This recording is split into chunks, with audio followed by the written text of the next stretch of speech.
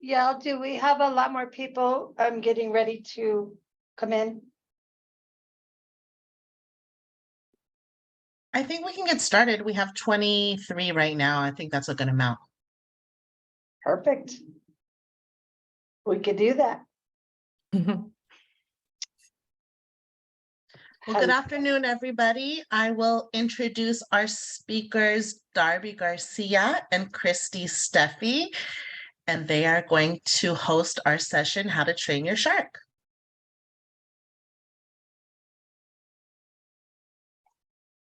Hello, everybody. So I probably should start out caveat this training with, I haven't done a webinar in a really long time, and I'm nervous. And then I saw my favorite trainer, Miss Cindy Campbell, in there. It made me even more nervous, but just mostly because I've taken a lot of trainings from her and smushed them to create our stuff. So how to train your sharks. Actually, Cristie, do you want to say anything yet? I just want to say this is my first webinar and I am also nervous, especially because Cindy's there, but yes, I'm excited too. So a little bit of background on parking sharks. This is our shark board. And we need this shark board because I don't always remember the 35 student staff we have. Some of them come and go. We had a really wonderful faculty member write and publish an article in our campus newspaper about parking sharks. I'd rather be called a shark than some of the other really ugly words that parking people get called. Hey, Darby. Yes. I'm sorry to interrupt you. Your family is beautiful, but I wanted to make sure that you knew that we're seeing your desktop instead of the PowerPoint. Oh, I moved it. Sorry. So sorry. Thanks. Thanks. Sorry. I told you I was nervous. I moved it so I could look at I'll do it this way. I moved it to the camera screen and didn't think. I'm sorry. So yes, that was my beautiful family. My stepdaughter got married last year. We'll give you a background on that picture you got to look at for a few minutes. So parking sharks came into being on how predatory we all were.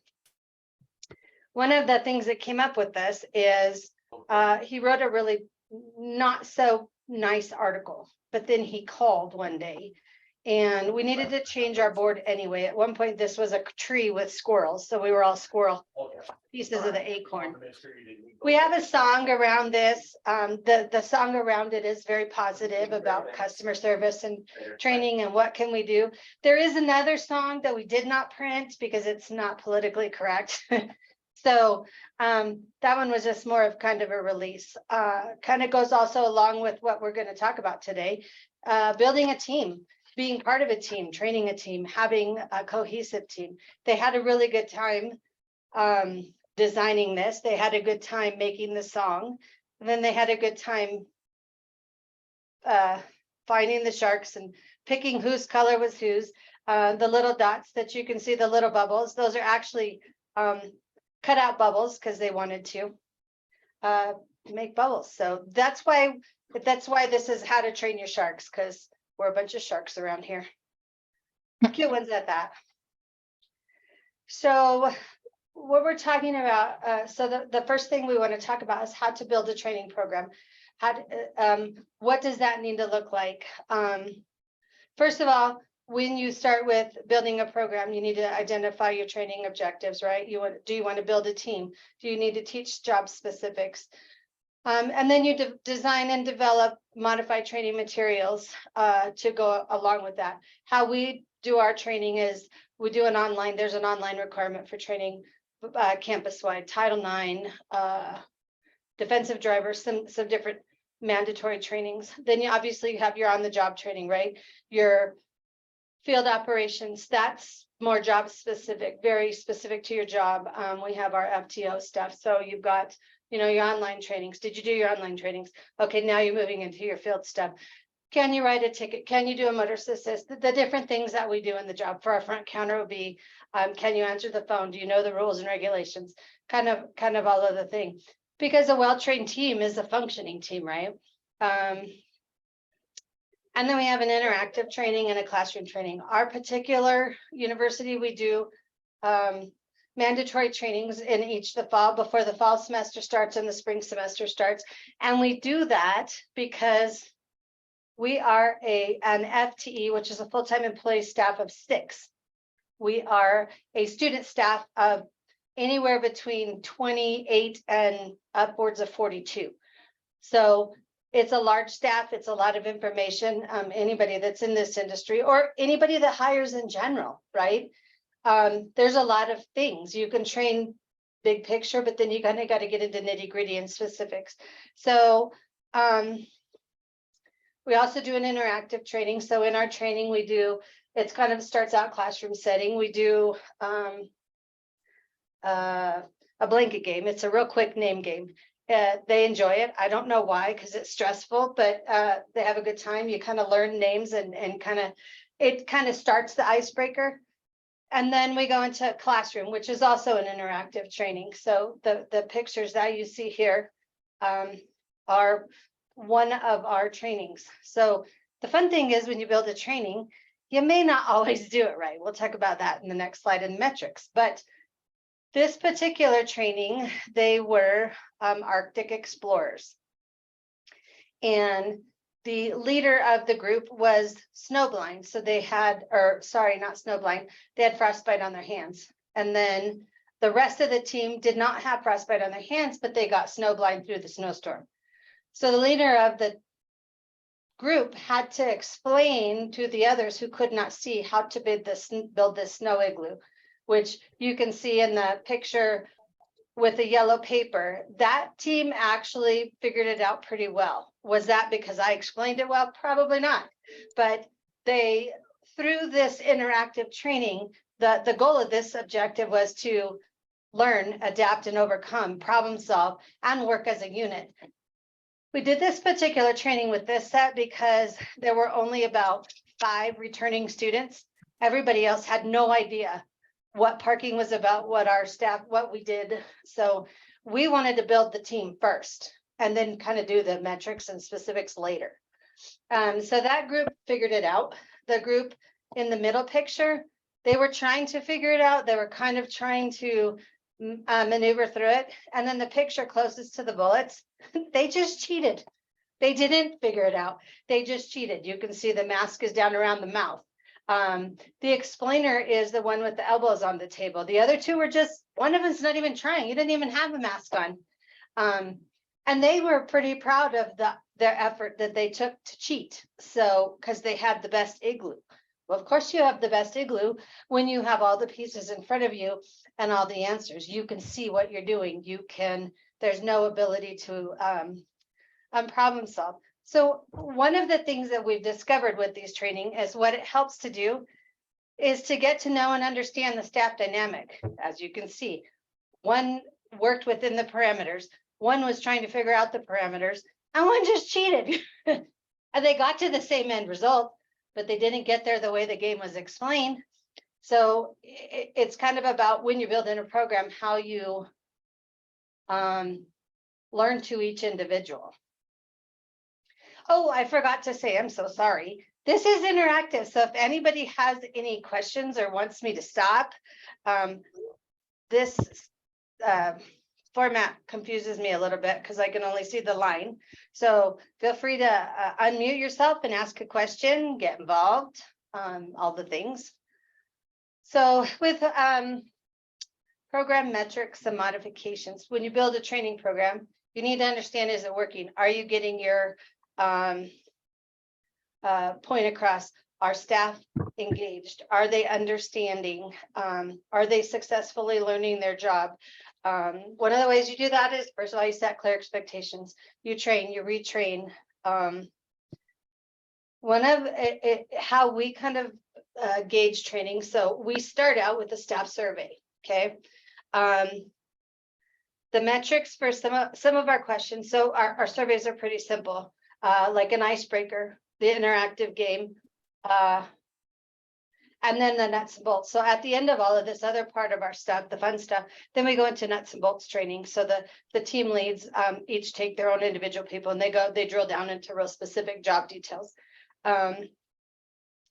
So one of the fun things about our surveys that invariably I get is lunch was fantastic. Well, anybody likes free food. We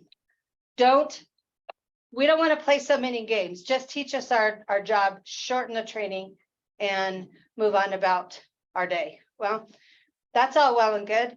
But if you're not understanding why we're playing that game, why you need to listen, why you need to problem solve, what we're doing with that, did I fail as the instructor? I may have. Or do we not have an engaged staff? So that's kind of what you're doing with your metric. Staff knowledge is metrics. So after a training, can they write a ticket? Can they do a motorist assist? Can they answer a phone? Can they help a customer?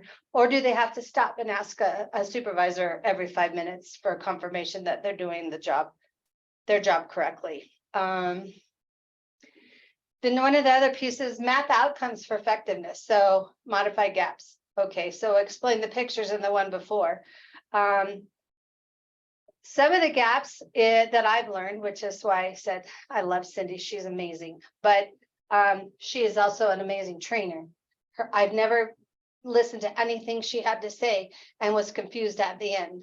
But I know that sometimes when I'm giving a training or building it, I may be probably confusing right now. But so then I go, okay. So Cristie and I were talking earlier, and she said something about an escape room. I did one of those. It was horrible. It was a major epic failure. I was confused, even though I had the instructions, but I had never done one before. So I spent more time trying to explain the objective than they did actually trying to figure out how to get out of the escape room, because it wasn't good. So then I modified the gap. Okay, we won't do something I have no idea on again. I need to at least understand it. I practice it, kind of all of the things. And then that one of the bullets is staff completion. Can they complete the task? Did they complete the igloo building? Then most of them did. That one table just cheated the whole way through. Most of them did. Were they good looking? No. But did they have a good time doing it? Yes. Did they build their team? Yes. Did they work on their learning skills or their listening skills and their because you have to be clear. If you can't see and you can only use your hand, you have to be clear on what it is that you're saying so that the person understands. So that training was fantastic. Escape room, epic failure. Will I ever do that one again? Absolutely not. And then some of the other metrics is how long is it taking you to train? For our FTO, it probably takes a little bit longer. Can anyone write a ticket? You learn how to use the handheld? Absolutely. Do you know rules and regulations inside now? Do you know what an actual violation is versus what's not a violation? And then you got weird little pieces in each thing. Those things are a little bit harder to train on because those are anomalies and they don't happen every single time. So you kind of have to be ready for that. And then one of the most important things that I see, especially with lunch being the best thing in our survey, you have to show the staff the value of the training. They have to be able to engage in the training. They have to be able to understand that this is for their benefit. This is for the benefit of our team. If the staff sees the value in the training, then they're better off to engage. They're going to be more vested in the mission and the department and the unit and moving together as a whole. That was probably a whole lot of information really fast. So now we're going to go fishing. And I want somebody to tell us about their training program. What works, what doesn't work? How have you kind of maneuvered through it?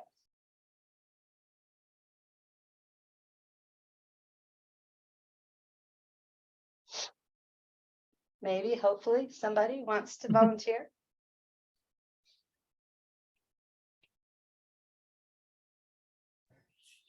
Darby, I'll tell you about mine. Is that Sandy? Or No, Donna? this is Donna. Do it. From the city of Paso Robles. So we have a field training that for the parking ambassadors. Our program is designed for ambassadorship. So we really work on the customer service. So Our program is about 6 weeks, pretty flexible because we're hiring young people that have zero law enforcement or parking experience. So we can adjust shorter or longer. But throughout the entire process, I mean, obviously we're training them, as you said, Darby, about policies and procedures and our municipal code and all of the requirements of the backside of what you need to do to be able to do your job. But all the way through is customer service. So we really focus on that. Since you both have mentioned Cindy Campbell, I will as well.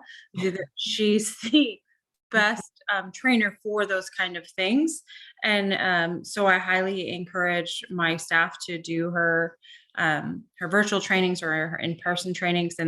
But I walk personally with them downtown and explain how we want them to be ambassadors. So I think that's really important when you're talking about a training program, is having the knowing what your focus is. What is it? What goal is it that you're trying to achieve? Because we all have people that are out writing parking tickets, but why? So that's my training program. Anyways. Thank you, Donna. And I like how you use the word ambassador for that as well. All right. So for workplace engagement, so employees who feel connected to their organization work harder, stay longer, and motivate others to do the same. Employees want jobs that fit their lifestyle and gives them opportunities to grow and connect them to a greater meaning and purpose. But what is employee engagement, and how do you define engagement? And sometimes the term employee engagement can be intermingled with employee happiness. While happy employees are important, it's not the same as engaged employees. Employee engagement describes the basic psychological needs that must be met in order to perform work well, which also includes knowing what's expected and having the tools they need to perform the job. But engagement also includes emotional and social needs, like doing work that you're good at and connecting with your work and its purpose. Employees engagement is the strength of mental and emotional connection employees feel towards the work they do, the team they're a part of, and the organization. Here we see the employee engagement life cycle, which starts at recruitment and ends with employee departure. When recruiting for a position, the organization wants to attract the right talent for the position and pick the best candidate. Bringing on a new employee is an investment, and it takes time and training, which is why it's important to have a good training program so employees can learn processes, procedures, and policies of the organization. This will empower employees with knowledge and engage them with the organization's objectives and goals. And the majority of an employee time with an organization is spent in 3 stages: engage, perform, and develop. However, on the other hand, low engagement can be detrimental to the team, the goals and the organization. If you've ever worked with an unhappy or disinterested team member, then you know how much it can affect every aspect of the team's success. Unfortunately, poor attitudes and performance are contagious, and they can affect the whole team. And I've seen that happen in the place that I work, and trying to turn that around is really hard. But in order to improve engagement, it's important to listen to that feedback and allow employees to share their thoughts, their ideas, their concerns, and their frustrations.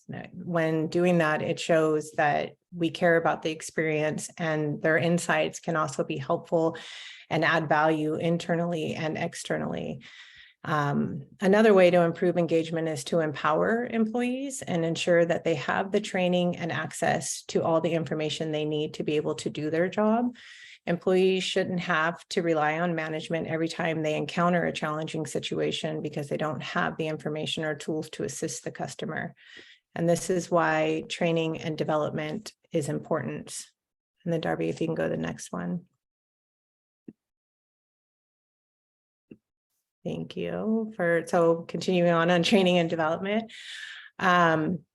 Employee development is a continuous effort to strengthen work performance through approaches like coaching, training sessions, and leadership mentoring.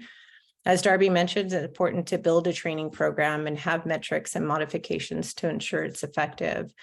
Employee training and programs are essential to the success of an organization. And not only do the programs offer opportunities for employees to improve their skills, but also for employers to enhance productivity. Providing training and development can be seen as a benefit and can actually reduce employee turnover. Regularly providing impactful training and development opportunities improve employee motivation and job satisfaction, which also provides opportunities for advancement and promotion. Employees who have opportunities are more likely to stay, which adds value to the organization with a seasoned employee. And an engaged employee is also less likely to quit. And like I said, there's a lot of time and expense associated with recruiting and training a new employee. So it can take weeks or months to hire a new employee to be productive and successful to match that of an existing employee. And then if you don't mind clicking the next one, I think we're at a time for fishing one. So does anybody have any examples that you can share as to how you engage your employees, like what's been effective, like how you get more involvement, or maybe something that's worked or hasn't worked? And I don't know if we have a chat in this one or not. Sandy Ziegler from UNLV unmuted, but I don't know if she meant to or not. No, I did. And I just wanted to kind of throw this out there to some ideas that we had. What we found, especially coming back after COVID, is that a lot of our employees that worked from home were really lonely, and they missed that interaction with their coworkers, and a lot of them live alone. So during that time, we made sure that we had a lot of activities that we did for team building and interactive sessions that we had with having lunches. It sounds dumb, but we would have like a virtual lunch, different things like that, to where now that everyone's returned back to campus, we actually have several different team building events that we have throughout the year that go to like the canvas painting night, to going to local baseball games, to dinner, coffee functions, different things, to where it's not just, it's a personal thing, so they can engage and get to know their employees and get invested in that relationship. But we have care standards, so we call it here on campus, and each time that we do an event or a function, we incorporate one of those standards into that as a goal, so we use it as an external training opportunity at the same time. Great. Sandy, I'm so glad that you mentioned the difference with remote working versus in person, because there is that lack of engagement with the team and that connection, and that really is important. And I'm glad you brought that up.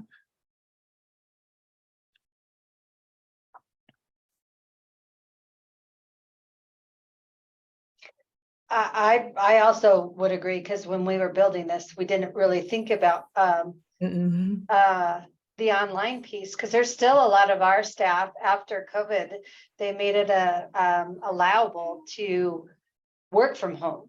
So the university kind of took the stance of, well, it's working now.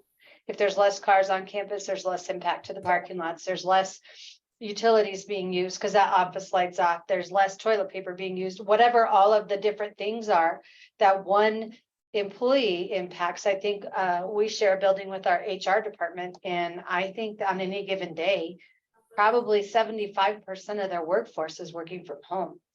Sandy, did you find when everybody actually came back to the office that the engagement level either stayed the same, or did it take time to rebuild it?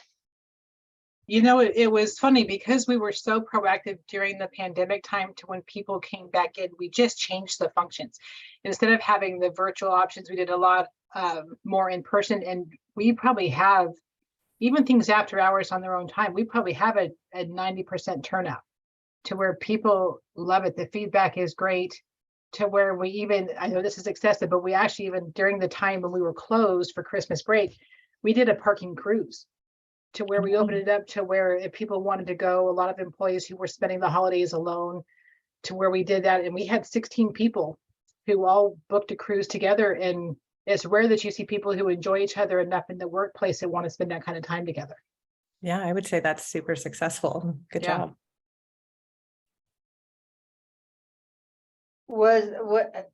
Sounds pretty amazing to me. Was there any concern about safe workplace and learning crossover or anything, somebody gets too intoxicated, they fall off the ship, you leave them there, whatever the case may be.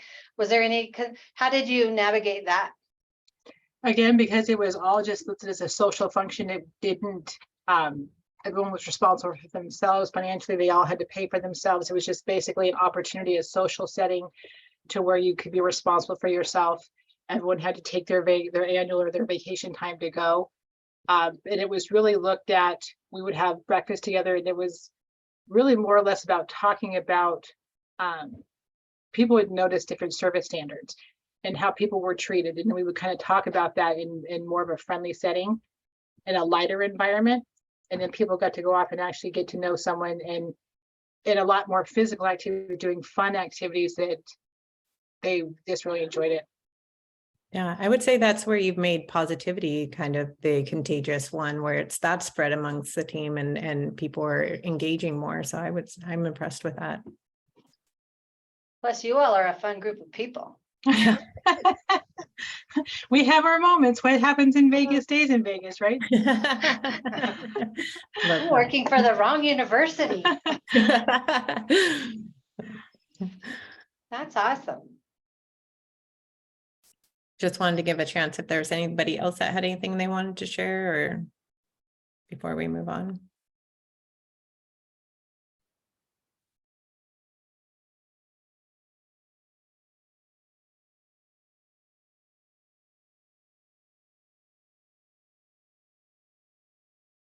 All righty. We were worried that we were going to go really fast, and so far that's what we're doing. So, so the next slide, Sandy talked on it, Cristie talked on it. It's about building relationships. And kind of when we were developing this, we kind of thought, what starts first? Do you build the relationship first? Do you build the training program first? Do you engage them first? Where does it go? We spent a lot of time moving slides up and down and back and forth and all over the place, just so that for one, it would flow, and for two, it still kind of made sense. Because if you can't build a relationship, you can't train a person. It's kind of consistent building blocks, right? So one of the ways to build a relationship, and I guess it's kind of, we've got Maslow's hierarchy kind of working in the workplace instead of, self-actualization type of a deal. Are you in the right environment? Are you in the right job? Are you in a place where you can be successful? So in my opinion, one of the relationship pieces is, we've had a couple of students over the years in here where conflict resolution or conflict in general was not something that they were able to handle. So you could never get to the resolution piece because they just shut down. You could build a relationship personally. I could ask them how the day, we could, have a conversation. We could probably go on a cruise together. But as far as helping them to maintain the tools to do their job, this wasn't the right place for them. So I also feel like in a training program, in a relationship building program, in a work environment, engagement, all of the different aspects to working, you also have a responsibility to the employee to help them to understand where they need to be. And that doesn't mean disciplinary action and fire people. It's not what I'm saying. It's about helping develop them as humans in addition to training. With all the other things, training develops them as people, helps them to understand. So in order to build a relationship, you have to communicate, right? You have to be able to create a connection. I would imagine that Sandy's 16 people have an amazing connection after their experience on a cruise together, through what did they like, what didn't they like, what service works, what service doesn't work, who was good, who wasn't good, and then probably creating a shared experience, right? So that created a connection. When you're in that kind of a setting, you also have active listening. So you have to take a step back. I do a lot of active listening things because a lot of people listen to answer a question. They don't necessarily listen to understand or learn. And some of the big key items, if you're only listening to answer a question, first of all, you're missing the message. Second of all, you're dismissing or not giving the other individual the courtesy that they need to be successful. Then influence. So influence could be, let's go on a cruise, let's jump off the ship, let's not listen, let's cheat, let's do those things. But what we would hope to do is build a relationship to have a positive influence, and kind of minimize and negate some of the negativity that you have, or the lower producers.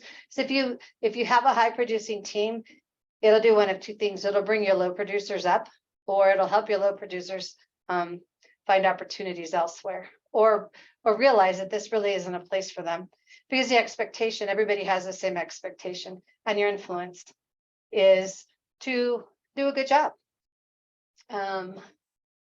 Trust your team, accept that people are different. One of the things in building a training program, or being a frontline supervisor, or being a high-level supervisor for that matter, or being a peer that knows a little bit more than somebody else, make time to listen, make time to understand, make time to engage, learn strengths and weaknesses. One of the the ever popular HR questions. So tell me what your strengths and weaknesses are as an employee. Well, everybody can rattle off their strengths. And then sometimes you get to the weakness part and you're like, I don't really have any. Oh, yes, you do. We all do. The first time I was asked that question, it stumped me. I didn't ever not answer it again, but the first time I was asked, it was a stumper, because you don't really I want a job, or I want to be part of this team, or I don't want to tell somebody that I talk too much.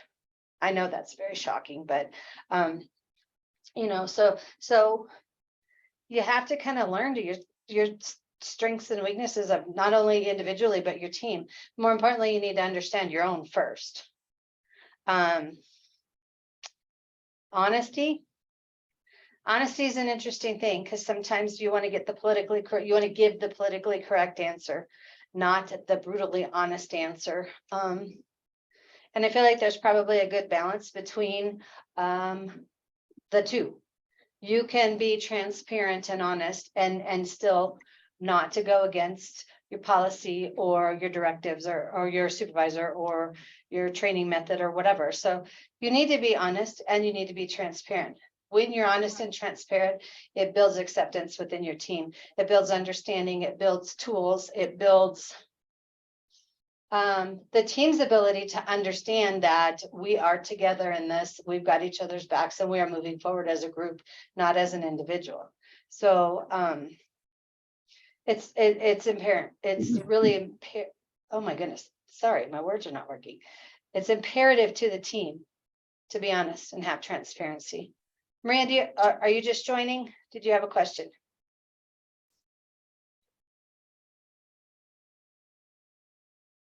So one of the other parts of building a team is to be self-aware.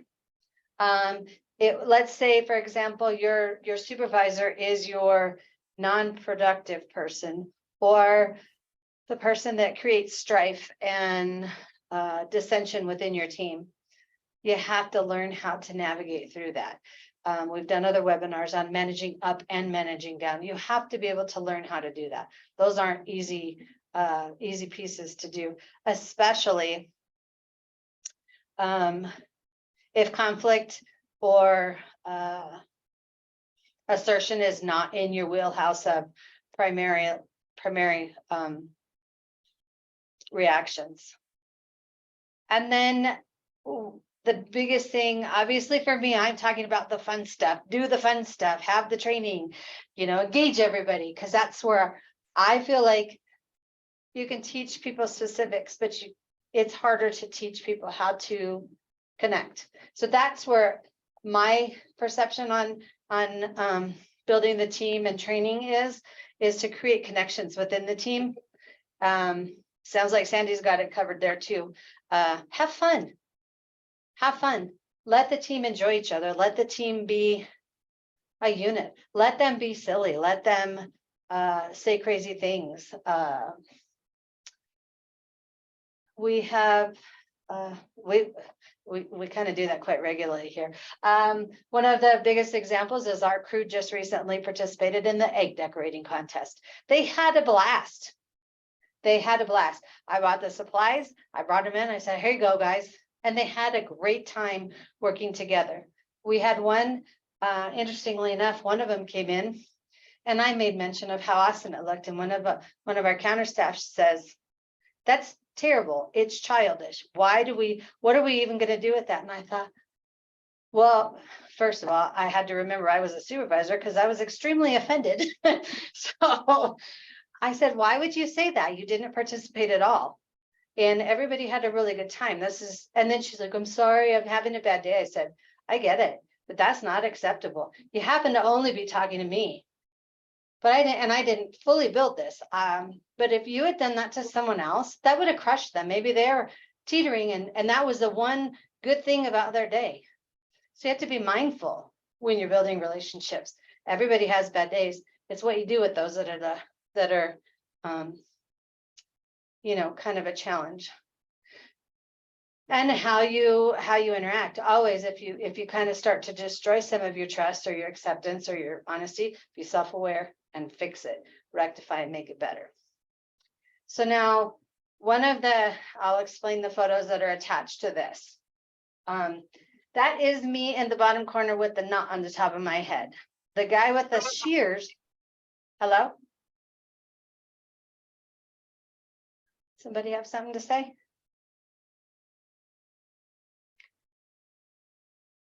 The person with the shears in their hand is, he was an FTE. He may have been a new FTE at the time. He was a student that transitioned into our parking enforcement officer lead as a full-time employee. I truly thought he was going to be nervous cutting my hair. He wasn't. I was very happy. I had some left by the time he was done. The one above, that one is one of our students that works our front counter. Well, she did. She graduated. Both of those two did. And then another one that said, I'll cut your hair. She grabbed some Fiskars from the front counter that we cut paper with and cut off about 12 or 14 inches of her hair. And it was a horrible cut job. She wound up with shoulder length hair. Yeah. The other guy, the beard getting shaved is our IT guy. Everybody came to work at 6 o'clock in the morning so we could do this. The guy getting his beard shaved was nervous, so that was all he would allow. And we had varying levels of getting shaved during the day. Our dispatcher, he's already kind of bald, so he let them clean up what does grow and his face hair. And then there was a couple of others. So we did this to build, not only did it build a relationship, and all of our staff came in at 6 a.m. One of our longtime employees, our student employees, who was a motivator, he was very positive. He liked his job. He liked training. He liked the customer service piece. He even liked when conflict came his way because he really wanted to get into a fight, which luckily for me, I managed to keep him kind of corralled. He was diagnosed with brain cancer. So we had a team building, let's shave our heads for Logan event. And 6 a.m. in the morning, Logan was at home going through treatment. So we FaceTimed him and we videoed him and we all bought t-shirts to be strong for him. And we kind of, this was a great team building thing. One, because they had a good time with whoever had scissors in their hand, whoever was the cutter, whoever was the picture taker, and they had a good time. But at the same time, we absolutely supported a staff member that was not able to be with us at that moment. He came back for his senior year, a year and a half later, and finished out, and he finished strong. Maria's got her hand up. Maria Grigo, sorry. Yes, I had a question. What are your students, like, what are they doing exactly? So our student staff are field enforcement officers. So they do our field enforcement, they do our maintenance, they do events, they do signage, they do striping, they do sign replacement. Our front counter students are our frontline staff. Our student staff is our frontline staff. There's only 6 FTEs. So we need our student staff. And when you're training student staff, a lot of these guys are first-time employees. And we all work in this industry, so we know how challenging that it could be. And you know, conflict resolution and what I see happening over the years is the dynamic to be able to handle conflict changes. We've got a lot of mental health issues at this point, and not that any of those things are bad, but it creates challenges. So if you don't have a solid program and you don't have a solid system in place, doesn't help anyone get the tools they need to succeed. So all of our staff are required to handle the situation until the time comes that a supervisor or a higher level, or even a peer. Sometimes it doesn't even matter who the next person is to get involved. It just matters that there's somebody else to talk to. But if you don't train them and they don't have all the information and they don't have all the knowledge, they can't assist the customer, they can't provide any service, and they can't do the job that we hire them to do. And then they get frustrated and then they leave and then they find other jobs, or, you know, kind of all of it combined. So does that answer your question? Yes, and the other question is, are they like interns? Are they paid interns? And then are they also getting some kind of credit for this time that they're working? Nope, they are paid staff. So our university hires student staff. So they can either be federal work study. So federal work study is a percentage of their wage comes from the federal government versus our local budget, or their student wage. So we pay them minimum wage, and it's a job they actually actively apply for. They have to go through a matrix process. They have to meet our minimum qualifications. They have to have a driver's license. They can't have had parking tickets. They're, you know, they go through the same process that a full-time employee would go through. Okay, thank you. Sure, Sandy. Hey, Darby, quick question for you. How many student employees do you have? Currently 35. And then when it Um, comes, just as we're in the same boat for years and years. We had student employees as well. And then what I'm going to say probably 5 years ago, we transitioned to turning them all into full-time employees. Did you have any issues with your student staff now as far as offering training classes to them? I know a lot of the training opportunities that we have here on campus are, you know, classified staff or professional staff are allowed to enroll in, but they don't ever extend those to student staff. So I was just curious if you guys encountered the same issue. Kind of, yes. So it depends on what the training is. So which is partially why I called out Cindy initially, because I go to everything, anytime I've ever been anywhere, if we don't send somebody to see her speak, which when she's come to Arizona for, you know, Southwest different times or whatever the case may be, we send our crew. But I take pieces from everything and try to deliver it to the student staff. Am I trained? I'm not. I have a master's degree in student or employee relations. So that's as far as I'm trained on anything. But having a high functioning team and a well-oiled team and a very customer service oriented team is something that we have always had. We're struggling currently with getting people hired. It seems like after COVID, people just applying for jobs is different. The student in this picture right there that's shaving my head, when he graduated, that was last year. His position has been open for over a year.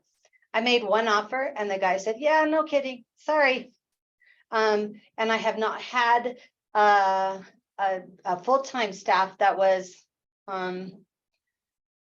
qualifiable to come. So at this point, the qualifications for students are a little bit less, right? You have to have some customer service, and at bare minimum, you've had to have a driver's license for 2 years. So if you have that and you have availability and you have a desire, then we're going to give you the tools to do that. But all of these other pieces are extremely important in order to be able to do that. I have not been able to talk our powers that be in having an entirely full-time crew. So we make do with what we've got for student staff. I applaud you, Darby, for sure, because like you said, that it's difficult to manage and to have students get vested in care. I mean, you guys are doing a great job. Thanks, Sandy. It's 100% of difficult. Last year, So the student that is in the building relationships picture, Logan, he finally graduated, luckily after 6 years. But he came back, so he wasn't with his original crew. But last May, we lost 10 field officers. And when you have a field staff of 22 and you lose 10 all at one time and they're all senior staff, whoa, that's when all the rest of this kind of presentation piece becomes extremely important. If there ever comes a time that you have some sort of strange mass exodus, you got to have something to back up and to rely on to build the team back up with knowing it's going to be a little rough. Is there any other questions? I can't see in this single reel thing. Anybody else have anything yet? If not, we will go to Cristie.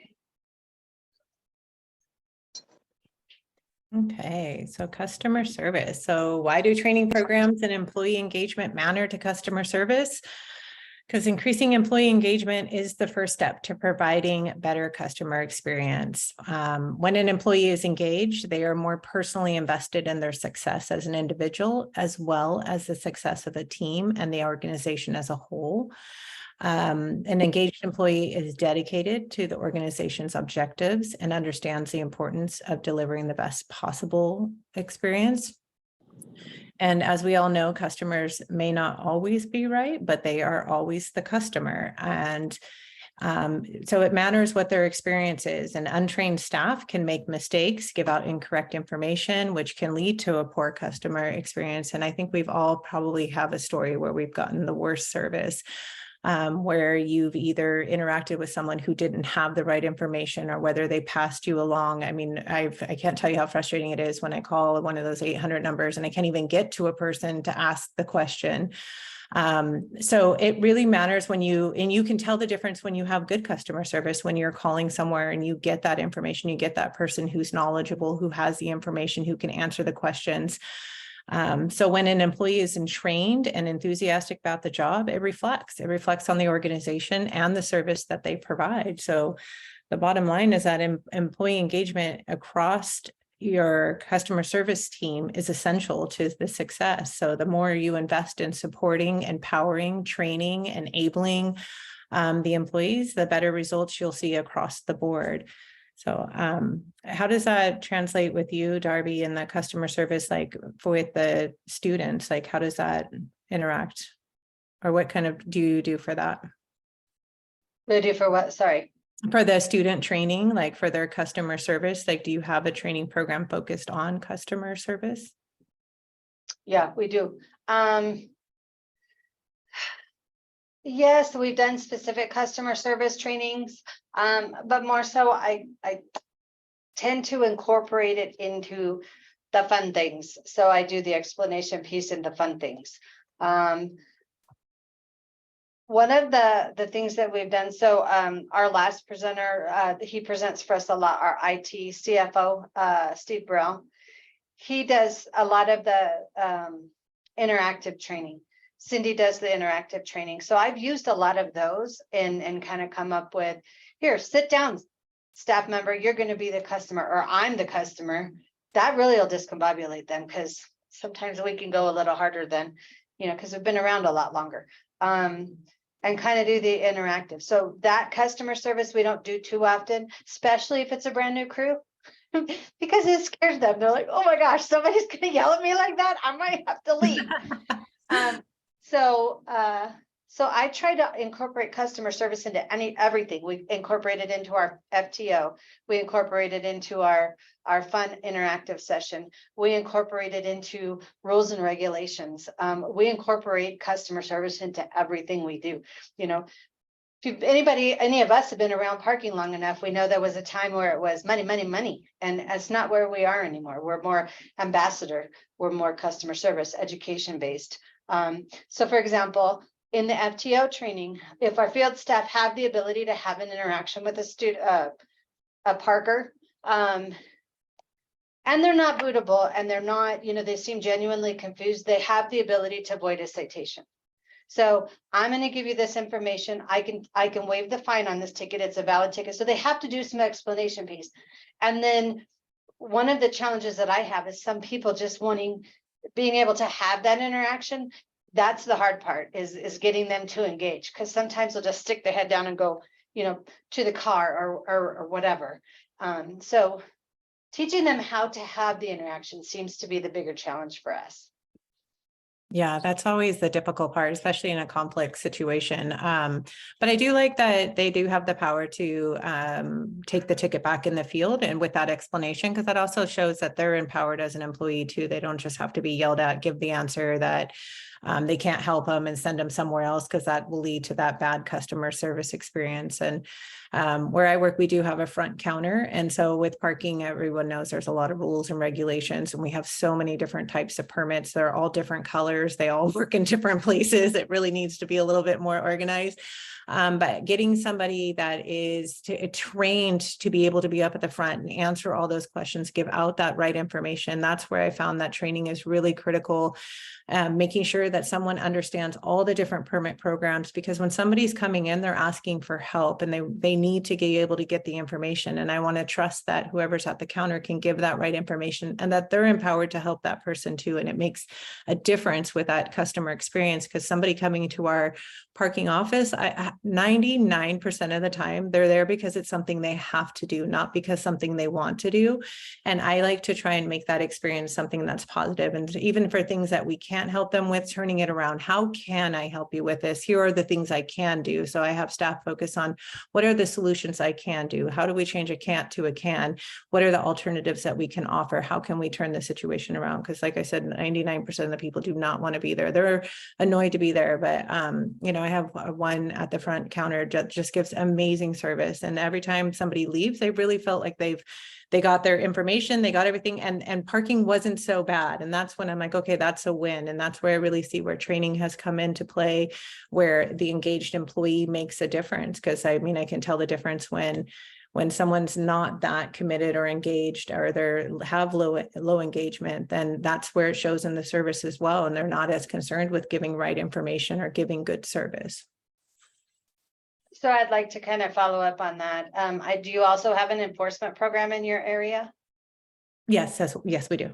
Okay, so that's some of the building of our training program incorporates the two of them. That's the piece that I do, because I need them to understand if you give bad information or sell the wrong permit, it's going to get a ticket, and then that person's coming back in here and it's not going to be a good experience. Exactly. So let's make sure the experience is good from point A to point B, because you're right. Nobody wants to pay to park.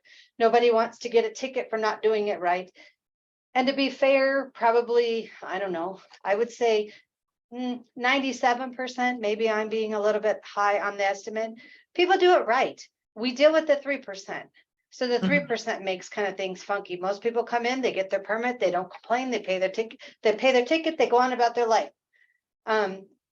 It's 3% that we're teaching to, but I do combined staff because they interact with each other. And if one makes a mistake, the other has to deal with it. If it's a bad ticket, the front gets it. If it's a bad permit, it results in a ticket. So it's kind of making sure that they understand how they overlap with each other. Yeah, absolutely. And it also becomes your reputation as well. When somebody gets that wrong permit and then gets a ticket, then they start spreading that story. Those people down there don't know what they're doing. They don't know the right hand from the left hand. And so that it ends up becoming the reputation of the office that people don't want to go to, or that people don't know what they're doing there. So that's where it's really important that our staff is trained and gives that right information, especially when it comes to rules and regulations, because we're trying to explain that to the public so that they know what they do need to be doing. So you can be a baby shark, not a predatory shark. Exactly.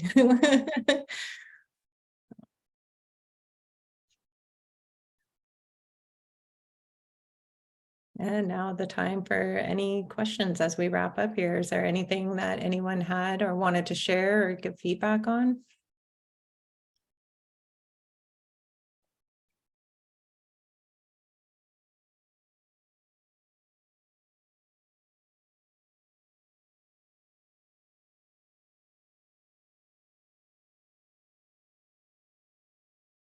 Can I add something? I was listening to what you were saying, Darby, specifically about student employees. And in my previous life at a university, one of the things that I found, if you're with a university, one of the selling points in making or helping the students to understand that their job has an impact, not just on customers and how we're helping them, but on their careers. I cannot count how many times students in their career got better jobs or got offered the job of their choice because of the experience that they had in parking dealing with difficult people. It's a skill that everybody needs, frankly. So it's also one of those things that you kind of have to remind them of why this is important to them. So I just thought I'd share that. I was thinking about that as you were talking about the students. Thanks, Cindy. You're 100% correct. We were talking about it earlier today. One of the students had asked me a question, and I said something about, we were talking about student teaching, and I don't know if I can work while I'm student teaching and, kind of whatever. And I said, I don't know. I'm friends with a couple of them on Facebook that probably graduated in 2007, because it's really fun to be here so long. And now all of them sudden when I'm talking about something, they're like, oh, I wasn't even born then. Huh. And then I said, I don't know. What the program used to look like was that they worked nights. So I don't know if you can still I don't know if you can work, but it sounds like they've changed their program. So some of it is reassuring them that they're going to be okay. Your job, we value you, we need you, but your goal here is to go to school. I'm giving you tools to be successful later in life. I'm training you to learn how to have conflict resolution skills. I'm training you how not to be afraid to have a difficult conversation, because a lot of them are, and they're not comfortable. And it takes a real skill to learn how to be like, Cristie said it. We learn what we can do, not what we can't do. One of the words we're not allowed to say, or we kind of cringe on. One of them was doing synonyms the other day on how to say unfortunately without saying unfortunately. Because usually that's what they say. Well, unfortunately, well, all of a sudden you're like, oh yeah, I'm not getting any help here. And it creates that customer service of, So I said, I don't know what the synonyms are. Just don't say it. Say, well, I understand that's frustrating, or I apologize for the situation, but here's what I can do for you. And say it that way. She says, oh, I didn't think about that. Well, it goes with an email, and then you put it in writing, and that's more fun. I had a really fun one the other day, and the student sent it to me. They're like, what do I do with this? And it was F you, all in capital letters. So I got the point. You're screaming. So then I sent an email back, and of course my title says assistant director. It doesn't say Darby, which is what the student ones say. So I said, hey, just wondering if you needed any information or any assistance. And I copy our front counter on these responses so that they can see how I'm going to say it, so that maybe the next time they are able to answer the question. Or then they'll come in and say, well, can I say that to them? I said, well, yeah, why would I be able to say it and you not? If you respond to them, kiss my behind, yeah, we got a problem, but I eventually said, did you need something out of this extremely derogatory, disrespectful email? Can I help you with something? Do you have a question? And the response after a minute was, he fought for a little bit. And then all of a sudden I said, I'd like to remind you that your behavior and your communication style violates code of conduct. So if you want to be proactive and have a respectful conversation, happy to do so. And then he sent a response back, goes, oh, I didn't realize I wasn't talking to a robot. So sorry. And I thought, oh, well, what did you think you were going to do when you sent an email? So the students, and when you get that, your automatic, well, first of all, your automatic response is usually to tell them to go jump in the lake, which you can't do. But you can do some other things and then help educate somebody else. This is not an appropriate way to communicate. Cristie? I think that wraps it up for us. Thank you, Cindy. And everybody. Cristie, I would like to point out that you did a fantastic job and you do have a future in webinars. Same to you, Darby. Thank you. And I want to thank everyone for attending. It was fun to be able to get together and share the information. Thanks for participating.